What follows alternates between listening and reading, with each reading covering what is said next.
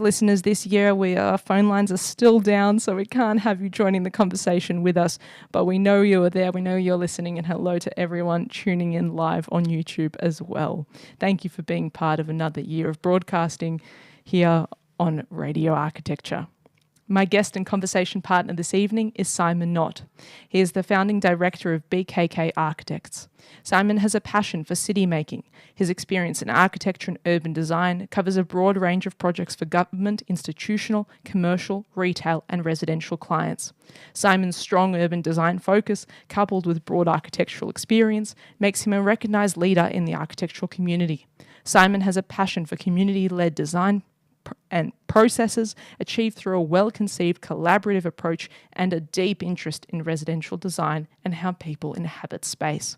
Simon has been involved in some of the most complex architectural and urban design projects undertaken in Victoria in the last decade, requiring considerable leadership and management skills to coordinate large subconsultant teams, navigate a myriad of economic, social, cultural and political issues, and successfully liaise with multi-party, cross-agency stakeholders to deliver high-quality, world-leading projects. These have involved in-depth consultation with Indigenous organisations, including the Wurundjeri Council and the Wadawurrung Traditional Owners Aboriginal Corporation. Simon has worked extensively in design advocacy. This has been through his many roles in broadcast and print media, and most notably as a member of Triple R's The Architects Radio Show. He is a founding member of the Shire of Mornington Design Advocacy Panel, Design Advisory Panel, and has been a contributing member for 15 years continuously, and is currently a member of the OVGA Design Review Panel. Simon is also an elected member of the AIA National Council, the chair of the AIA Vic Chapter Awards Committee, and very active in other professional bodies. Welcome to the program, Simon. Well, thanks for having me. An honour to have one of the OGs on back again. You are number 3 from the original Architects crew. Just huge, really. You're such a, not only a leader in your field professionally, but in the world of architectural communication and having these conversations. Oh, well, thank you. It's good to be here. So no pressure for me, but I will. Well, I'm impressed at this. I'm impressed that this exists here. I mean, it's to see these community kind of institutions happening. I think it's really fantastic. It's so much. It gives me so much heart about what community is and what it can do. And I think that's certainly Triple R is exactly that. It's for people, done by local community people. And located here as well in a local community building. Listeners would know that we are broadcasting out of a footy pavilion. Yeah. There's big footy trainings happening just outside, and just shows that investing in communities and public architecture in buildings for these communities at a council level is so important. They're so well used. I thought I'd actually come to the wrong spot because it's just like, you can't get in here because there's utes everywhere, sort of parked up on the nature strip and everything. There's no parks left. And I was sort of thinking, I've got to be in the wrong spot. There must be. But it's great. There's people running around everywhere and they all look very happy. I do joke this is absolutely the spirit of Australia. Yes, absolutely. Happening around. There is a question I love to ask all my guests to get the conversation started, and that is, what's your earliest memory of a building or place? Oh, I do have one of these actually. It's a good, and I think it was really formative actually for me going to the NGV with my family, and it's one of those things. It's almost like when those sort of memories are almost like dreamlike or something, and it's. But I remember being, and this is back, I'm in my 50s, so this is back before they did the sort of Mario Bellini kind of Media 3 development of it, and they had the 3 courtyards that existed in the Roy Grounds, kind of the original design.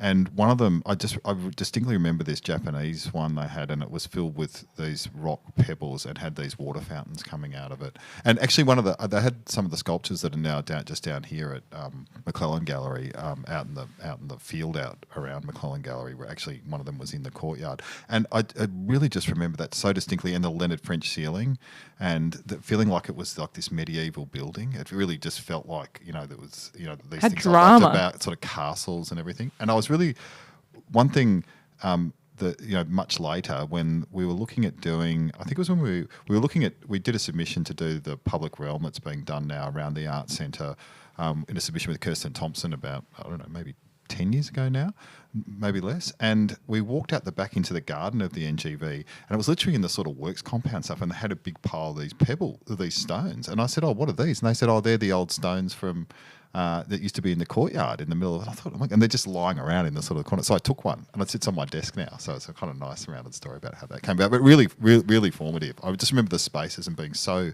enthralled by that and thinking, wow, this is just such a different sort of spatial experience being in here. And, it's so different to what I'd experienced before.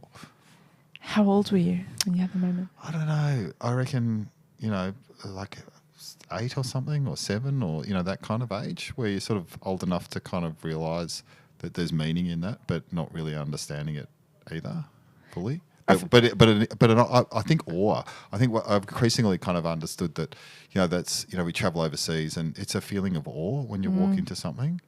It's really quite amazing. That story is a testament to the power of really incredible public architecture. Yes, yeah, absolutely. Yeah, and when you see it, you really know it. And I don't think I've stopped trying to intellectualise it so much and kind of just sort of drink that in. Like, I think we spend a lot of time trying to kind of process it with our brains when actually you want to sort of feel it in a different part of your body. A lot of Japanese architects also work that way, where you have to feel the air, you have to feel the senses. Hiroshi Senbuchi asks you to come in, just close your eyes and feel the building. Yeah, and I think you are, and you can see it in cathedrals and stuff, because obviously what you're trying to do is this sort of sense of awe and kind of wonder and this sort of something beyond you, and something bigger in the world, and it's not necessarily definable. And so I think I love going into just stepping into those old cathedrals, or even newer ones too. The brick one in Copenhagen by Clint is I saw that I was going to say last year, but it was actually the year before now, in 24, at the end of 24. And that building is just, it's all made from the same brick, and it is so incredible. Like, you go inside and just thought, oh my God, I went in there, and then I sort of went out again. I thought, no, I have to go back in again and sort of sit in there. And I just sat in there for hours. It was quite overwhelming almost. Yeah, I think that feeling is something I'd always loved. I mean, I hope we can try and sort of aspire to that in our architecture. It's a dream, isn't it? Every architect wants to build it. Did you know any architects? Did you know you were going to be one from that point onwards? We didn't really, not in my family. There's certainly sort of family professionals and sort of business and lawyers and people, and my brother's a doctor. My sister's a lawyer actually. But yeah, I think. I knew I wanted to be in building. I was always fascinated with building stuff. I was the typical Lego kid, all that stuff, and models too. I used to build all sorts of models of planes and stuff. And fascinated by all those those books where they sort of cut through sections in ships and things, and yes, you just kind of sort of see the inside of how it works. And I was always incredibly fascinated by those. So I actually thought I was going to be a builder for a long while. I kind of thought I was really interested in that. And I think at some point I realised that an architect would tell a builder what to do, and that would be better, because then you could actually tell, you could actually, and increasingly I think, I've learned that you actually just work with them, but I think having that sort of, creative kind of part to it and the ideation of it and stuff is really important too. So that you're certainly from a young age. And when I went through school, I didn't want to do anything else. It was really kind of top of mind for me. And when people said, I always said I wanted to be an architect. And so, that was it for me. It's quite nice. It's quite refreshing to kind of think that.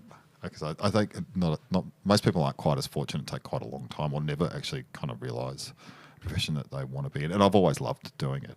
It's ultimately such a blessing. Yeah. It's just such a rewarding profession, and it never changes, and I never stop learning. I've been doing it for quite a long time now. Last year was our practice was 25 years celebration, and I think, God, it makes me feel old a long time, but I don't feel like, I feel like I'm almost like I've built up this body of knowledge. It's like, okay, right now I can really start to apply it. I really want to go, it's like the energy of a 6-year-old or something wanting to go out and actually just kind of start doing it again. So do you think that myth is true, that architects don't do their best work until their 50s or 60s? Not always, but I can sort of understand how that happens. And I think I understand why. I think it takes a long time, particularly now too, because they're so complex buildings and it's such a complex kind of process to get them built, and there's so many hurdles. Why people don't trust you with their money? It's really hard to do big. Get someone to say to a 30-year-old, here's, $50 million to do a building. I can understand why that doesn't happen. And it's really rare circumstances that it does. It used to happen though. Yeah, it did a lot more, and I think the processes were a lot less simpler, and maybe there was a bit of a less of a risk profile, and things didn't cost as much either. So yeah, and I think you do the experience of it's like anything. I think you just keep gaining experience, and we've done a lot of different buildings, and they've never been the same either. So that's what I love about it too. Like, it's always a challenge. I never feel like we're just sort of trotting out the same thing. I want to circle back to your studies. Mm-hmm. When a high school student wants to study architecture, there's a funny moment where they don't actually really know what architecture is yet. And they come in with this amazing naivety that leads to brilliant inspiration, sometimes really incredible designs in first year. And then finally an aha moment happens and you figure it out, and you sort of start understanding what they want from you and what architecture is and what you might want to do. Do you recall a pivot or a shift that occurred like that for yourself? Oh, I feel like I'm still learning. I don't know.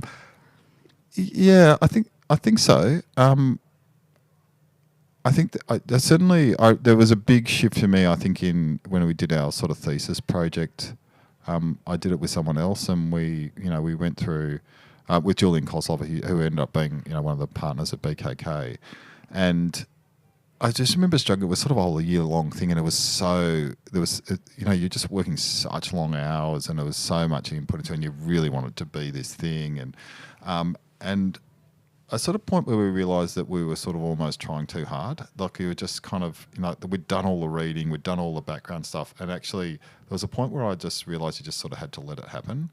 And we had some good advice for some tutors at the time, and just I think that process of allowing your intuition to come through as well. And I think always the creative process for me is a sort of balance between that sort of right and left side of the brain. I think and the intellectual side is kind of easy to let that dominate, but it's allowing the space for the other stuff to happen and the freedom for that to happen, and the intuitive side to come through. And I think when you get those two things working well, I think that's when architecture is really, and that's what I love about architecture, is the application of those really intellectual components to it, but with that sort of freedom of expression and creative side that sort of comes from somewhere else.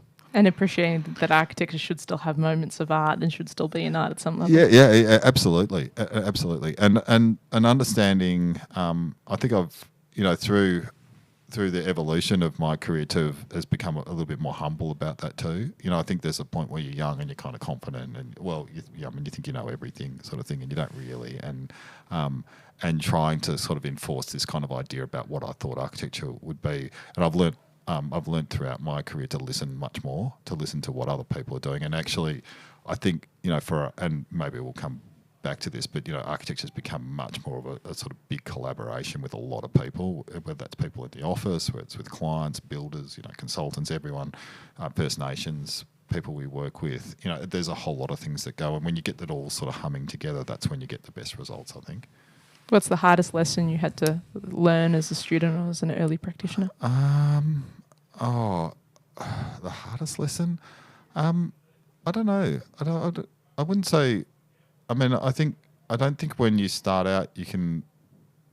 I don't know if there's like a singular lesson, but I think certainly when I started out in architecture, it's really, and I think anyone who starts, it's really hard to imagine how difficult the profession could be at times. Like, just how hard it is to get buildings done, and I think I'm a lot kind of less harsh of a critic. I think when you see a good building, I tend not to look at it and think, wow, how did they come up with that idea? It's more like, how do they actually get that built? Like the relentlessness of just pursuing that idea. I think lots of people can have good ideas about what design or architecture should be, but actually having the relentless pursuit of seeing that idea through and seeing it executed at a level where you're considering every single detail and you're fighting really hard to make it be the best building it can be, that's really impressive, and that's where the real sweet stuff happens. And no doubt also made you more empathetic as a radio host when you were interviewing as part of the architects. Yeah, I mean, when I was younger, you sort of see building, you'd be really critical. Oh, that's crap. I could do better than. I've got better ideas, or this could be that, or what.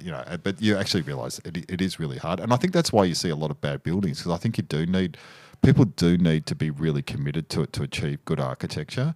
And I think, if you think about the process of it, there's there's 1,000 hurdles that come along over the, couple of years, or even sometimes, some of our projects are 5-7 years long. And if you compromise at every one of those hurdles, you're going to get a really ordinary compromise result. But if you kind of fight, and it's being nimble through that process too, and being adaptable and being able to, not just fight against those barriers, but actually work around them or work with people to come to a different result. So, I think I think really ordinary buildings are usually ones where people aren't as committed to that, and they're treated as a financial, which is fine too. I understand people have got to make money out of it, but it does take commitment. My guests have said in the past that not every building is architecture. No. I think it is to a level. I guess it's, I think, some are better architecture than others. I think, our attitude to it has always been every building has an opportunity for good architecture, and certainly there's always good opportunities. There's always an opportunity for good design. You can always make something better. There's a, I'm going to point to it, but there's a timber shelf over there with a bracket on it, holding it up. You could do a better job of that. And we've never looked at projects and said, oh, that's a bit of a crap project. Put that one over there and here's the good one over here. It's sort of like, let's look at what are other things we can make better here, whether it's a better community outcome, whether it's better landscape outcome. It's just something, there's always something that could be better just with the application of your brain and thinking about it. And it doesn't have to be about budget. It doesn't have to cost more. It's actually just thinking about it and think, actually, I can just execute this a bit better and make it better. And I think really for me too is the obligation to do that, because architecture's around for a long time. And if we don't really, commit to it and produce the best results, then people are stuck with that outcome for a long time. And for me, that's a really unfortunate thing to happen. I find that really quite depressing when you see things and you think, I wish someone had just thought about that a bit more. It'd be better for people. Yes. What does good design mean to you? Lots of things. I think to achieve good outcomes, you really need to consider a holistic sort of approach to what we're doing. And whether we do lots of different things, we do quite small projects. People, it's a dinner party thing where people say, "What sort of architecture do you do?" And I thought, well, the small things maybe like $500,000, and we still do renovations of projects of houses, so quite small. And university projects that are really tiny, and up to, we're doing Northeast Link, or part of Northeast Link at the moment, which is like a $3 billion project. So there's a whole lot of things, and there's many different considerations in all of those. So I think it's firstly about listening and understanding and research. It's sort of understanding what you're doing. We've done a lot of work with First Nations traditional owners, but as well First Nations designers too. We've increasingly got onto teams, and we can talk a bit about that. But so that's really understanding. When I went to university, that wasn't really part of the equation. I was really lucky. I went to quite a sort of private school that you'd sort of at first go say it was quite conservative, and I was really fortunate that we had a teacher there who was.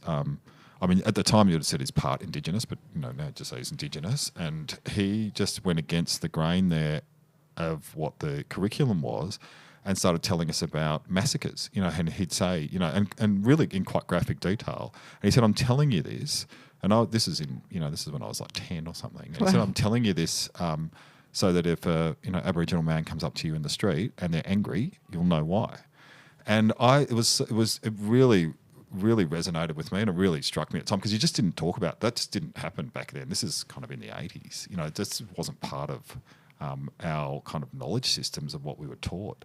So I think understanding those, giving respect to the place and understanding what it is from a First Nations perspective, but also a more recent perspective, understanding what communities want from it, understanding what a couple who are, we design their house for, or, an old person who's, living on their own, or and really executing that well as a place for them to use and inhabit is really what good design is.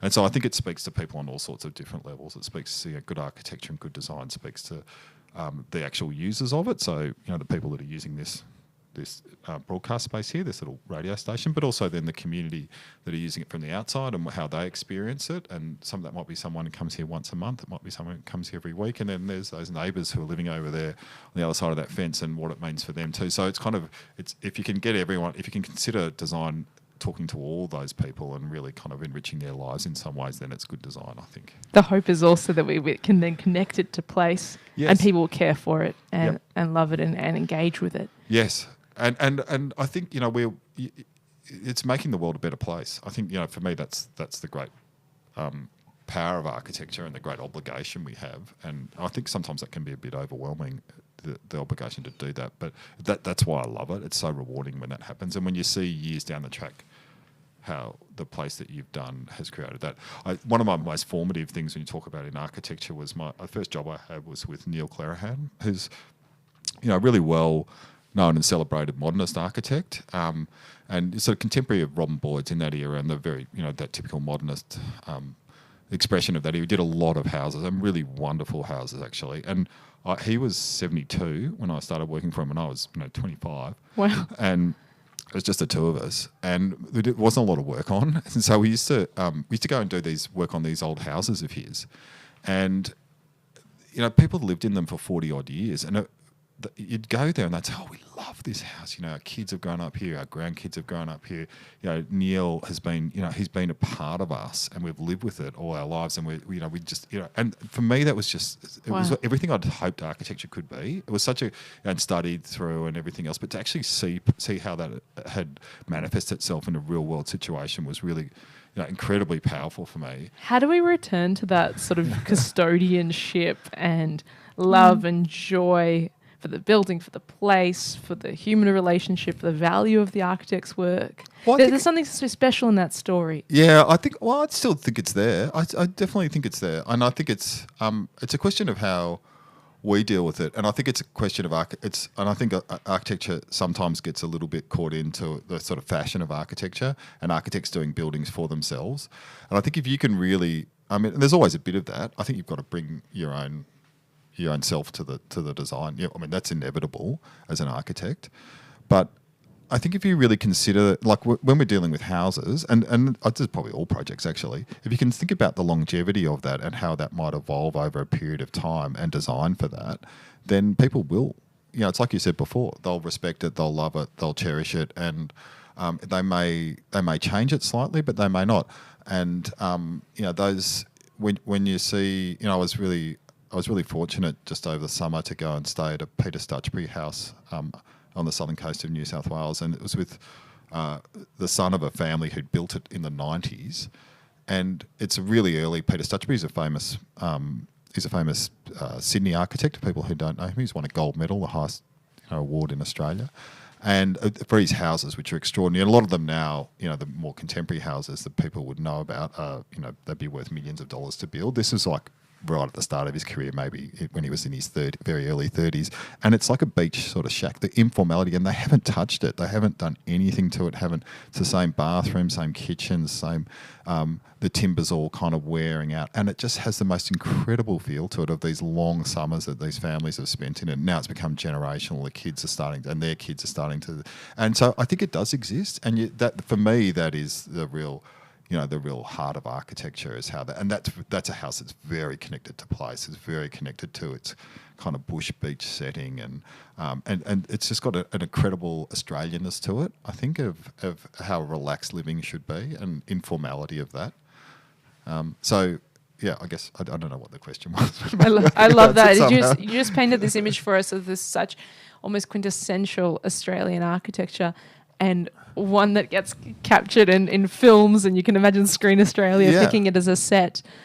And also, the fact that they hadn't changed anything, I just found it remarkable too. Like it's almost like the balustrades and stuff are almost at the point where they're going to, but they sort of don't want to touch it. And I think there is the custodianship of that and a real love for it. And they like the son of the family, the people we were staying with there, both his brother and sister have been married, just sort of in the bush, sort of just in front of it. That's how much it meant to them. So, I think we do really. I think when we have those memories of place, and we really they kind of inspire us. And sometimes we really don't understand what that is. There's a real love for that place. So I think there is certainly.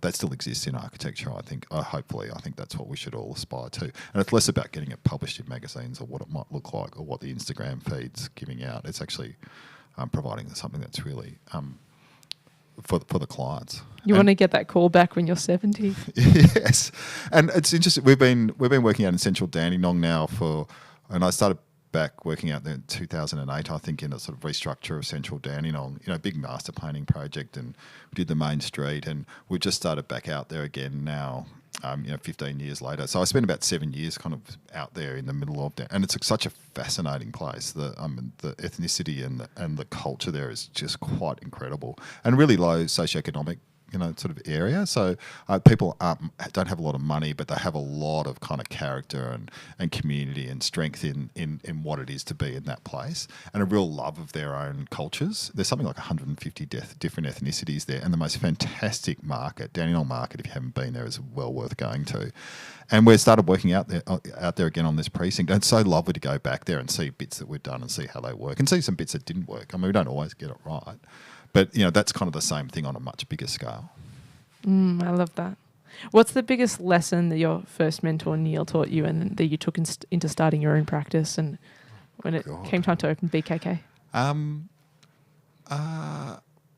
Well, I think it was interesting coming from... I'd come from a time at RMIT through the 90s, particularly the early 90s. There was, there's a big recession in Australia, and I think, generally throughout history when that happens, there's a real return to kind of to study and intellectualise philosophy. And we were studying French philosophy and deconstruction and Derrida and Deleuze and Guattari and these kind of, really kind of abstract concepts and trying to turn them into buildings. It was sort of, which was kind of intellectually stimulating, but sort of quite weird at the same time. This was after the working man's college years. They had gone full throttle into postmodernism. Absolutely. This is the start. Yeah, and probably even a bit postmodernism, but a sort of pluralist kind of approach to architecture. And really, Leon Van Skyke he'd come out, Peter Corrigan had brought him out from the AA in London, and he really transformed the school. And it was a lot of thinking. It was global. I mean, that was the stuff, Peter Eisenman. There was a lot of architects doing that sort of work. And this is just at the start of computers too. And before Gehry, before they'd really had an impact. And I sort of went from that to Neil, who's, hand drawing on a drawing board and old school and proper. And really, return to sort of basics of architecture. And for me, that was, he was appalled at my drafting skills. So I used to sit me at a drawing board, and I had to hand write every morning to get my lettering right and stuff. And he was like a real, back to basics guy. So I think for me, thinking, he was like, I have these books, and he said, why are you reading all that stuff? What is that? It'd be all this text-based kind of sort of discourse about architecture. He's like, why don't you just look at the plans? He said, I can tell you more from the plans. And so I think it was a really kind of interesting sort of return to what architecture might be and about people. And I think it's Robin Boyd's one of my great heroes too. And Neil's very similar. They were good friends, and it's a similar approach to architecture, where I think, architecture, we can sort of intellectualise it all we want. We can sort of, provide all these kind of overlays of fashion and other things that we think might be appropriate to it. But ultimately, in the day, it's about people. It's about people and place, as you said before. And I think it's about how we inhabit space. And so for me, it was a real return to kind of architecture is not about the thing. It's actually not about the object. It's actually about the space in between. And we think a lot about that in our work is actually, it's what people inhabit that make architecture, not the object itself. The volume, the air, the light. The sort of the less tangible kind of aspects of it, that how it feels, what's the acoustics like in it. And we're doing a house at the moment that we're really starting to focus in on that a lot. Coming out of your training, though, was that in a bit of tension, or is that an eternal tension really for many of us RMIT alumnus? I don't know. I think it all just goes into the mix, I think. And then, then I worked at Woodmarsh for some years, and I was really lucky there to be thrown right in the deep end. Like when I started, there was Roger and Randall, who were the Woodmarsh, and they were really just starting to expand the practice and get some bigger projects, and it was basically me and another guy and a student. And so I got to work on the competition, and I was then project architect for the ACCA building. And the Australian Centre of Contemporary Art. And I mean, I was like 27 or something, and I really didn't know what I was doing. So, but they just sort of threw you in the deep end. I worked really long hours and I worked my way through it, but it was incredibly rewarding. So, and they had another sort of approach to architecture, sort of much more sculptural kind of, but it was really beautiful work, and I really enjoyed working there. So, I think these are all just learning experiences that kind of go into the mix, and then you kind of evolve and you sort of start to develop your own kind of approach to it. All to your point of that constant learning, that constant growing. Yeah. When did you know it was time then to start BKK? Yeah, it's interesting. I was talking about this with someone recently, and which was 25 years ago last October, and it wasn't like we were. It was sort of like a DCM kind of thing. I think people talked about them. There was, there was Barry Marsh, who's the artist, and the kind of, guy who was the contracts guy, and John Denton, who was kind of the, client thing, I think, or something like that. But I don't think they probably were like that, actually. But we didn't have that sort of strategic approach. It was just the three of us who were all mates, and we're kind of a bit sick of where we were working, and sort of thought, it was sort of a conversation at the pub, really.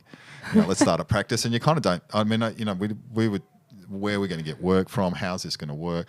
And the good thing back then too was that it was a really low barrier, and I think it probably is to a degree, really low barrier to entry. I mean, it was, you just bought a couple of computers, we probably had some, did it around the kitchen table. We never had any debt.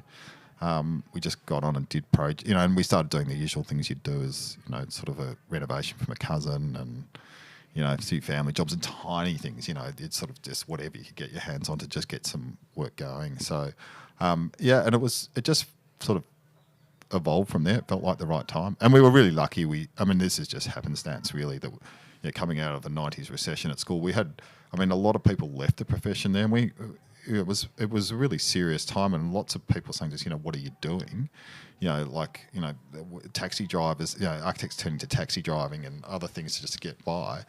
And then, when we started the practice in sort of end of 99, early 2000, it was probably the biggest building boom we've ever seen. So we were just really lucky that there was suddenly this whole range of work, and we got to work on big projects when we were quite young, and, we just had a really good run through it. So it was it's been a joy and a pleasure, really. Mostly it's been some hard work along the way, and it isn't always easy, but mostly it's been thoroughly rewarding. Really incredible timing too, as well. Yeah, that's just luck, really, I think. And what it meant was too that there's a sort of generational shift, I think, too. There was sort of a group of architects in Melbourne, I'm talking in the sort of well known for design, and the sort of DCM, ARMs, Woodmarsh, probably a bit younger, but that sort of crew, John Wardle, who was sort of a generation, and then the whole sort of generation just didn't go into practice much because there just wasn't the work there. And then, so there was another generation that sort of started with us and JCB, and then people like Claire Cousins and Mel Bright and all those sort of people came along as well. And after, so there's a gap in there, and it just provided an opportunity for us, not only in terms of building, but to be that kind of next generation coming through and people wanting something a bit different.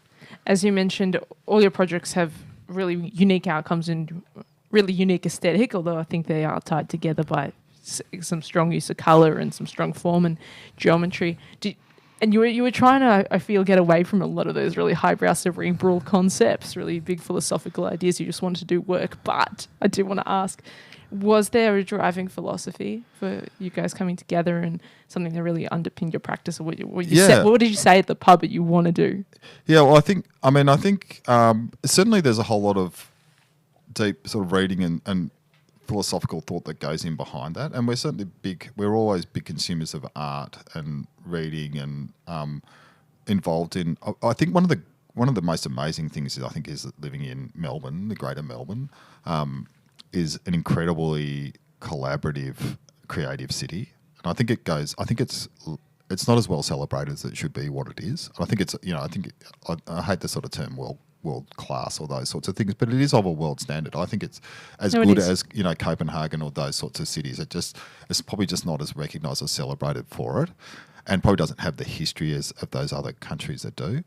So I think being immersed into that, we were really in the middle of that, and parties and stuff and events and things, and we just started doing lots of stuff like that at a young age, and so we drew a lot from those other kind of disciplines around us. And at the heart of it is really an approach to how we curate space, I think, and actually think about what it is. It's sort of what I was talking about before, and about where we sit people within that, and what are the outcomes that can provide, or what are the designs that can provide a better outcome for people, is largely the philosophy with which we've worked. And we've worked at collaboration is really at the core of it. And lots of people talk about that, but it's been at the ethos of what we've done, both in design. Like, we've never had there's not a designer in the practice. We very much talk about that openly, and it's a collection of ideas and conversations that come together, and we curate that through the process. And that the best ideas can come from a student or a principal or anyone in that conversation. Sometimes it comes from the client, and we always say clients know, they generally know the place better than we do. They know, they've spent time there. They kind of know what works. They know what they want. They know what they don't want. And sometimes it's just drawing that out of them, and then. We work with lots of great landscape architects too, so it's kind of weaving, that sort of understanding of place and how we embed architecture into space, and it doesn't just stop at the walls. It actually extends well beyond that. It actually extends well beyond the site, in fact. So those are the kind of ideas that we thought were most important, and then it wasn't necessarily about a particular approach that you could just string along to every building. There's lots of things that sit within that. And at the same time, there's no instant style, there's no automatic style, because it's so specific. It's people specific and site specific. Yeah, I'd hope that would be different. I mean, I can understand why they wouldn't be, because it's not about us. It's not about us saying, oh, here's, I won't name names, but you could sort of think of lots of different architects where you can go, oh, that's one of their houses, or that's one of their buildings, because it looks like one of theirs. And why would that exist there? It doesn't have any relationship to that. And I think sometimes I think that attitude is probably...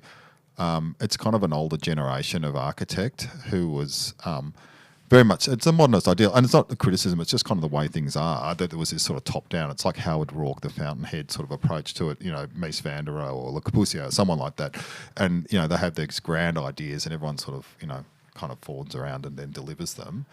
And we just thought that just wasn't applicable to a kind of new understanding of the world. And we were also, that intense philosophical time I talked about, there was a lot of really interesting discussion and discourse around deconstruction. We were educated by some really kind of quite passionate and fierce feminists at RMIT, who really kind of, I think it's about undoing that that was undoing the sort of dominant paradigm of thought, which was largely male-dominated and quite centric. It's sort of this idea of man at the centre of the universe, and everything else kind of operates around that, to actually blowing that apart and thinking we live in a much more multivalent world. And there's a bigger picture around that. And when increasingly we've been much more drawn to sort of First Nations knowledge-based systems, and they think of, when you kind of draw a diagram of that, it's kind of, we're all just sit in this big global picture, and everything's interrelated. And for me, that's what, and for us, that's what architecture should be about.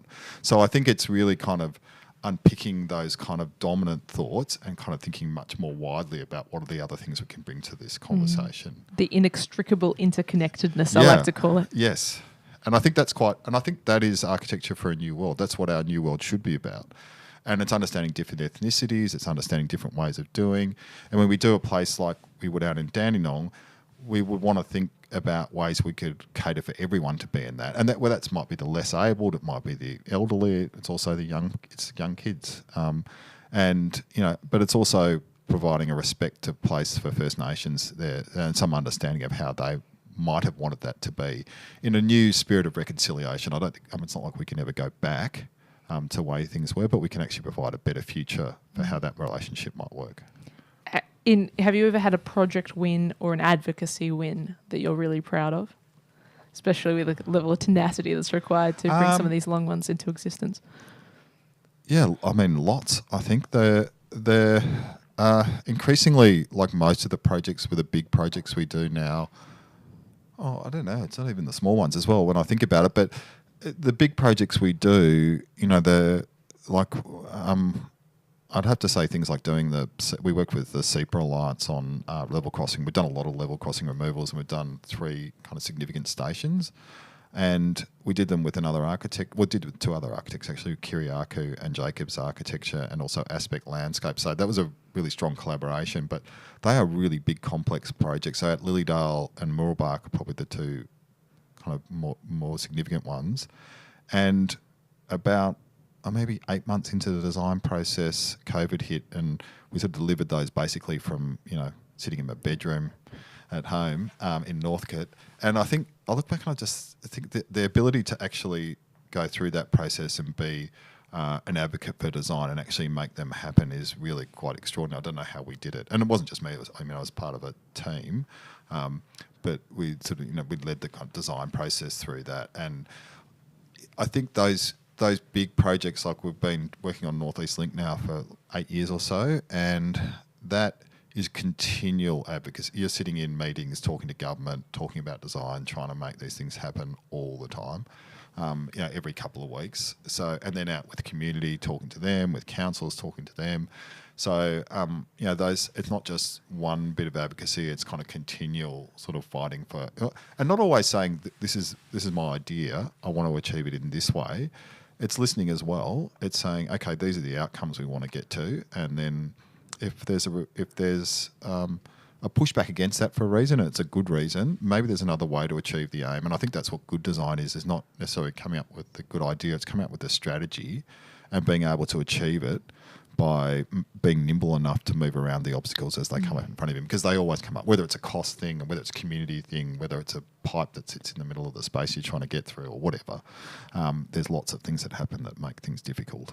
Good design's only good design if you can get it built. You Yes, actually have yes. to bring it into existence, get it across that finish line. And the process is never over until you actually, finish it too. And sometimes it's after that too. So, it's continual designing right through the build process as well. And in those big projects, you're working in an alliance. It's a very different way of working.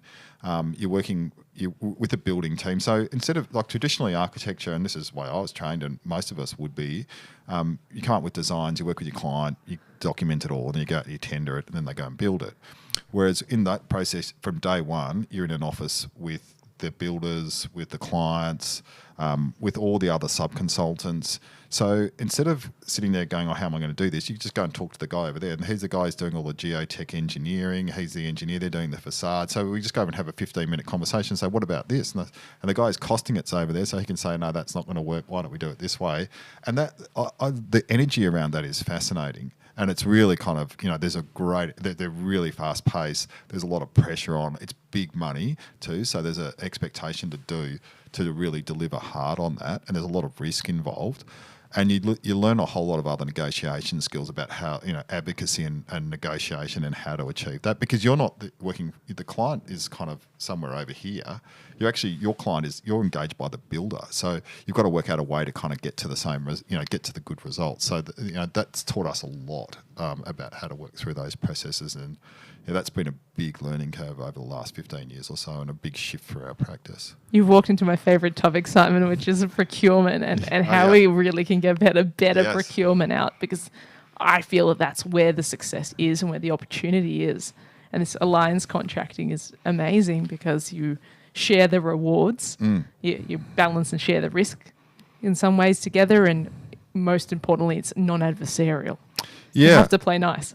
Yeah, and it can be really difficult, and you've got to give up some things sometimes. But I wholeheartedly agree with you. I think at the core, and actually, I think residential is a bit different because it's quite personal and you're dealing with people directly. But a lot of whether it's working for councils or in alliances, that procurement process has become so important. And I don't think most people, if you're not working in the industry, would understand the submissions we do to kind of get into these processes are now hundreds of pages. Yeah, hundreds of pages, and we have teams working on them for a couple of weeks, and you haven't been paid for that. That's just so there's a lot of risk involved in that, and there's a lot of risk in getting it right, and contracts that are like a phone book.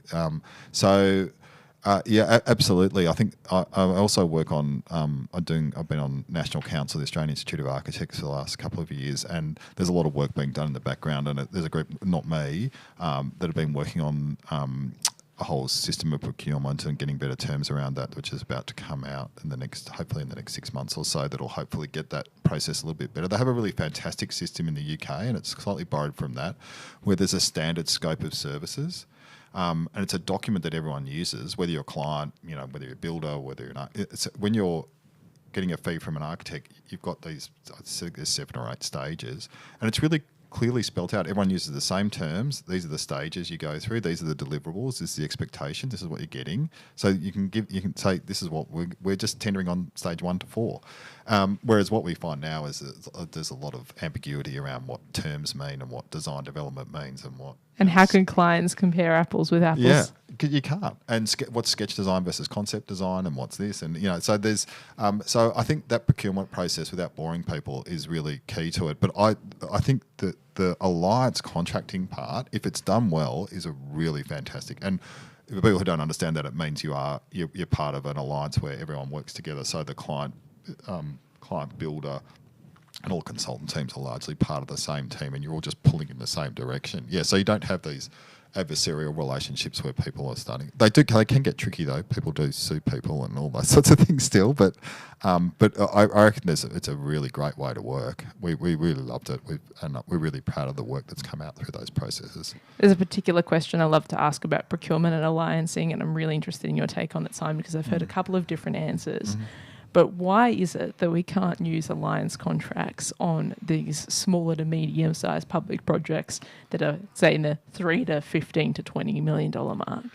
The ones that's really the bulk of work and makes the bulk of architects and firms and employees and builders miserable. No, it's a really good question. I think... I think perhaps not... I mean, a form of alliancing, I'd say. I think you could do. And I think... maybe that's starting to happen a little bit. I think for a long while we've gone into these design and construct contracts, which are a disaster. You partially document something, go out and build it. It's largely just builders making stuff up as they go along. It's a race to the bottom because they've already priced it, so they just want to get as much quality out, get as much out of it as they can. So I think there's a way that, and we've done this on some other projects where maybe you're getting the builders much more engaged early in the process. So it's not a full alliance thing, but I think you could develop early contractor involvement. Yeah, ECI or early contractor involvement, and much more of a partnership model. I think all good projects, whether they're, you can call it whatever you want, when they work well, they are exactly that. You're not trying to stitch people up. And there's a bit of, and I think also understanding that the process is not perfect. It's never going to be perfect. And so a bit of give and take. So, maybe if we can kind of pull that out and actually realise that everyone's kind of pulling in the same direction. What's really great in those big projects too is the design panel review process. So if you're working on level crossing removals or North East Link or any of those big, large government projects, there's set up by the OVGA, usually, is a design review panel made up of some really good experts who really know what they're talking about.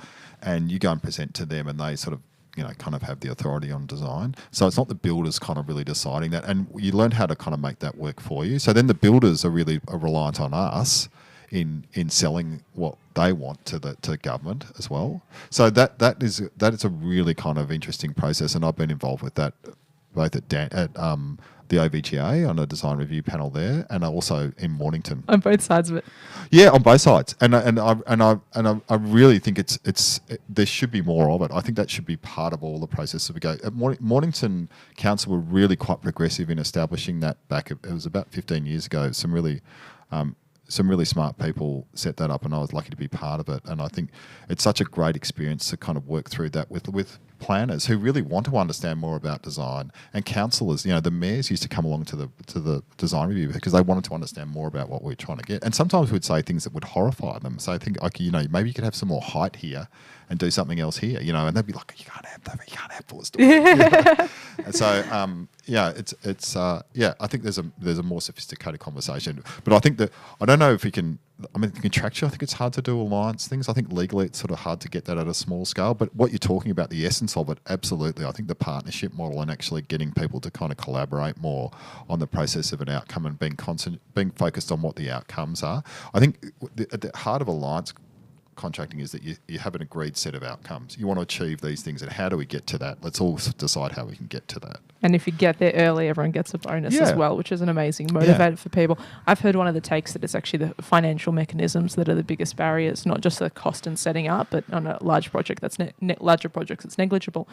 It's the cost of funding that the funding agencies and the financiers effectively don't want to fund these more complicated procurement systems. So perhaps we can look forward to some future advocacy in that space. It'd be great. I think you're absolutely right. I think the thorns in our side of good outcomes in the construction industry generally is the financing sector and how risk averse banks are. And we've seen it in so many things in like prefabrication and new building techniques where they just suddenly, like the stuff that Nonda Katsalidis was doing around prefabricated apartment buildings with Hickory and the whole unitised building programs, it largely fell over because the financing models just wouldn't support it. They just couldn't see, we just go back to the way we did it before with, and that's why I think, largely, I think a lot of the construction techniques we use now are really like the Romans built. It's sort of sticks in mud. It hasn't. And I think the barriers to that innovation are largely around the procurement and financing models. They're really risk averse. And the false perception, really, that there's less risk in non-architect administered contracts. Like we really have that issue with the banks, I feel, and that if they understand instead having the architect administer the contract, having the architect on board, or parts of it at least. Yeah, I think definitely. Is a place of strength and an opportunity for success. Yeah, absolutely. Yes. Do you wish the design review panels had more power? And do you think they have enough power?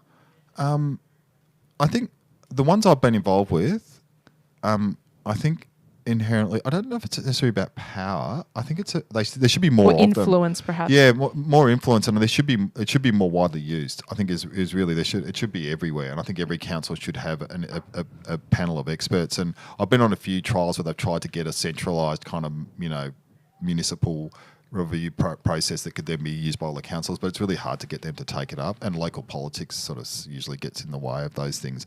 But I think, absolutely. I think once you've been involved with them, people can start to see the value. People find it really challenging the first time they've ever gone to the OVGA or one of those processes. They think, what are these people going to say? They're going to tell me this is all, But if you can kind of treat it, okay, well, we're not trying to stop what you're doing. We're just trying to get a better outcome. Why don't you try and do this? And you can have a conversation with them. Why are we doing it this way? Oh, because of this, and this. Okay, well, why have you looked at it this way? And bring real other experts in and give another opinion to it. I think the projects always get better.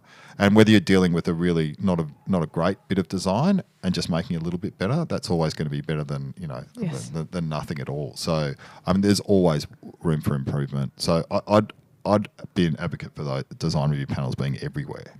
Do you think we might see a federal government architect one day? It's in the wings now. Yes, there's certainly there's discussions happening at National Council. We have there's been some great people on in the executive team. The CEO Cameron Brun has been really instrumental in this, and also a couple of the presidents of the national presidents of the Institute of Architects in establishing a parliamentary friendship group. So there's one that exists now. So we've been meeting over the last couple of years with a group of parliamentarians talking about architecture. So that's great. That's a really, that just didn't happen or hasn't happened for a long time. And then the next move is into a federal government architect. I'm absolutely convinced it will happen. All that just goes such a long way to improving the influence and advocacy piece, both for the architects and professionals. Well, I think the Institute of Architects is doing a lot of work to try and improve the advocacy of the profession generally, and I think there's a recognition that we've sort of fallen behind in that regard. I think a little bit we've sort of fallen into somewhat self-congratulatory sort of approach where, awards are really important. And I think they are. And I think it's great to reckon and that's a good form of advocacy in itself. But actually, having some people who, really directly advocate into government and they know who we are and they take us seriously, both at, whether at local or state or federal level is really important. Is there any hope to getting our fee scales back? I think there's some real ACCC problems with that. So I think that will be difficult to get across the line. I think that ship sailed. But I think we can do.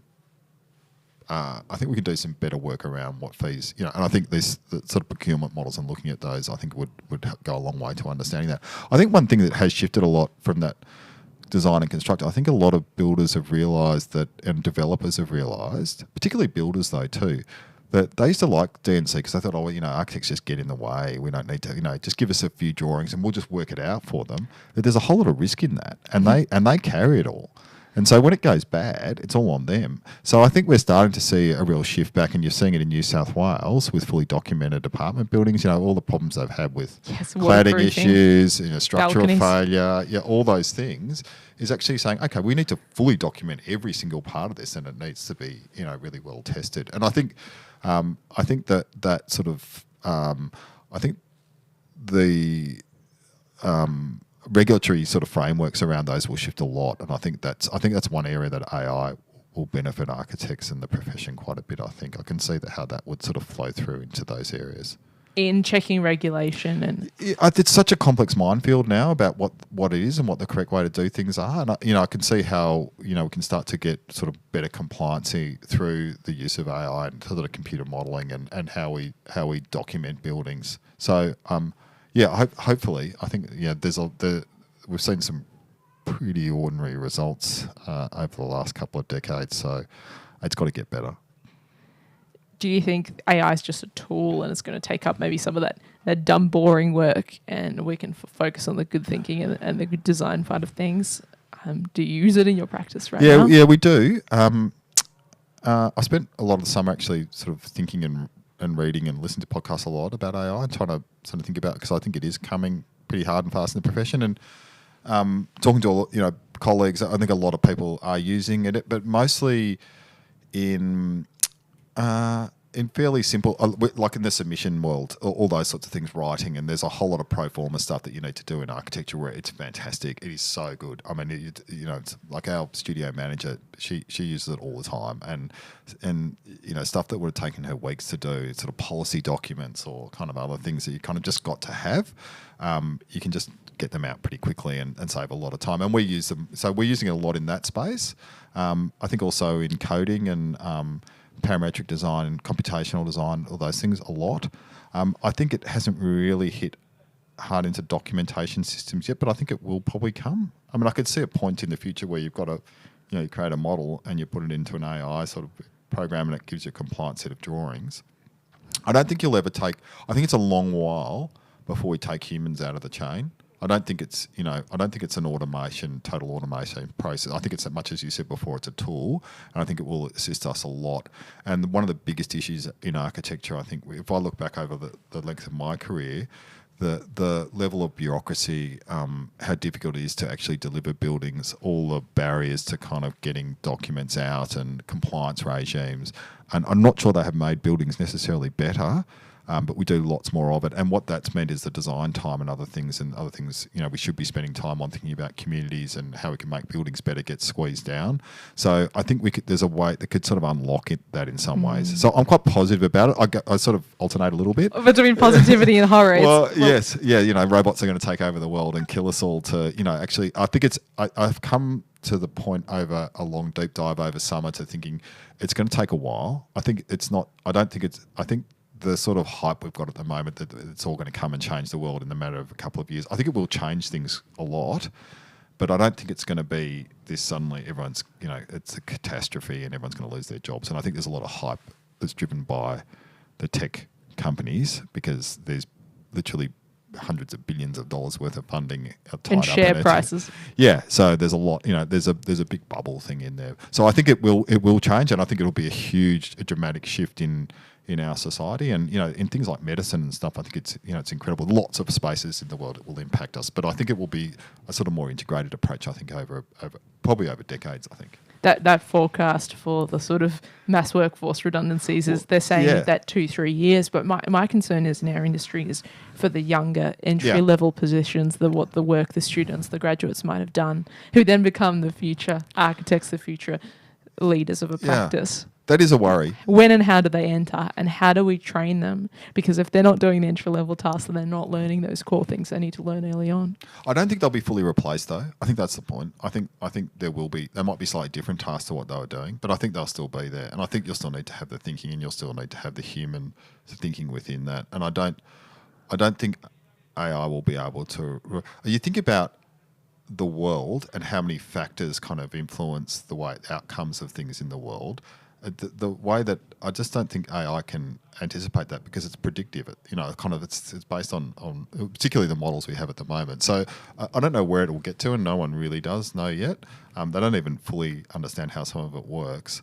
But I sort of a good analogy I was listening to actually this morning on a podcast talking about when electricity came in the Industrial Revolution, and everything else was powered by big steam engines, and it was quite risky and cumbersome and noisy and dangerous. These big steam kind of boilers, and electricity came in, but it didn't kind of come in the same way because it just couldn't be adopted in the same way. So it took a long while. It took decades, in fact, for that to integrate fully into those systems because they couldn't just swap it over at the time.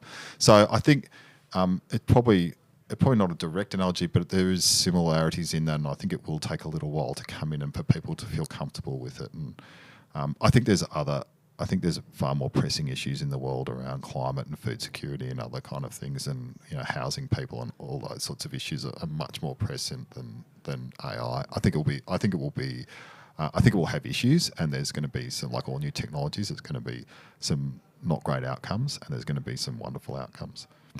Time will tell. I'm mindful of the time, so I will ask my last question, and that is, what gives you hope? I've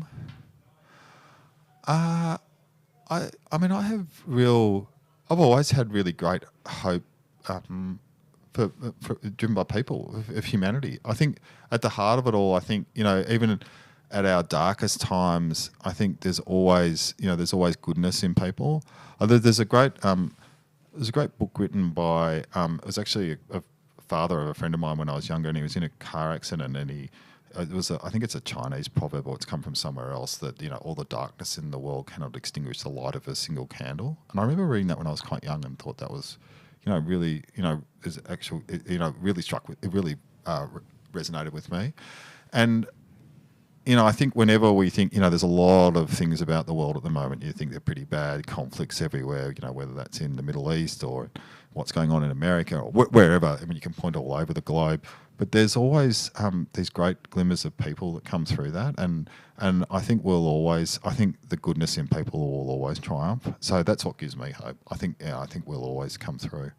Hear. Thank you so much for joining me on the program tonight, Simon. Thank you for having me. Loved it. Thanks for joining me for another evening of Radio Architecture with Ilana Razbash. This live show was broadcast and recorded in the Radio Karim studio on Bunurong Country. You can replay this show wherever you get your podcasts. Thanks for tuning in and supporting community radio. Take care.